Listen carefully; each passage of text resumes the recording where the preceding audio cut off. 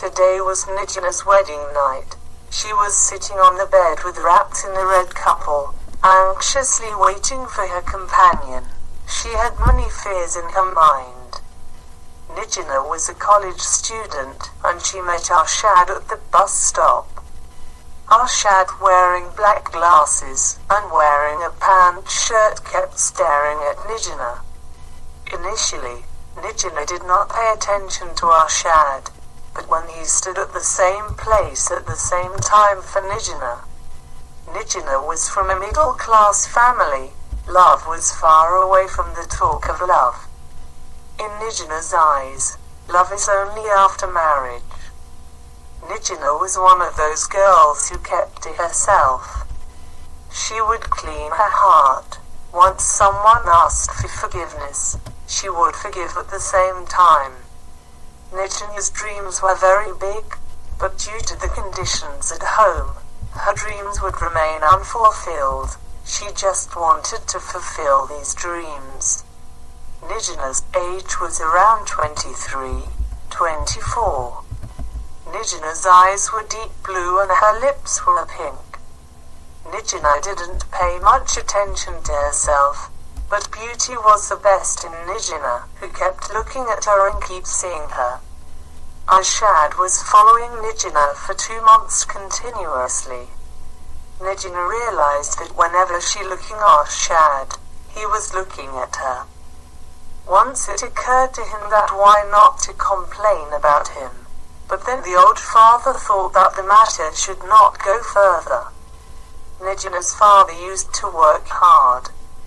Nijina had 2 brothers, and one of them was workless, and the other one was younger, who was studying in Madrid. Mother was often sick. Nijina used to teach tuition to the children at home to run the household expenses. Nijina was very fond of reading novels and stories. "Why are you standing in my way every day, mister? I am constantly noticing you." Finally today, Nijina dared to ask Arshad. Since Nijina's face was on the other side, she did not want anything to happen, so Nijina was talking with her face on the other side.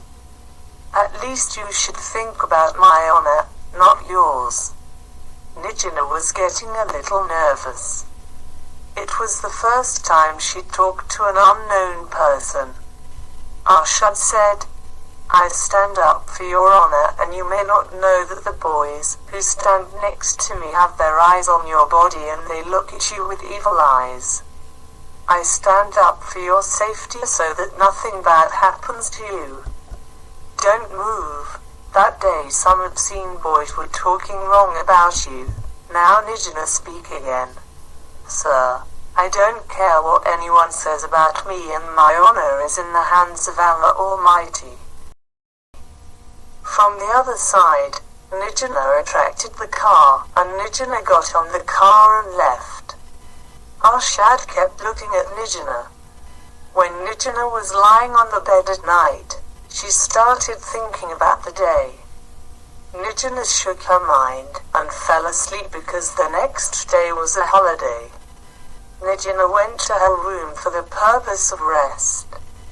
After a while, the weather changed and clouds covered the sky. When the cold wind started blowing, Nijina went to the roof of the house and took full advantage of the change of weather and closed her eyes. Kai took a long breath. Nijina, Nijina, Nijina heard the sound of her name, and opened her eyes and looked back and forth, but there was no one. The voice was familiar. I didn't know who he was. I didn't know why his heart was thinking that he apologized to this boy. Nijina decided that she apologized to this boy yesterday. The next day she stood at the bus stop. Despite an hour passing, he did not see that unknown boy anywhere, but he must have heard some phrases.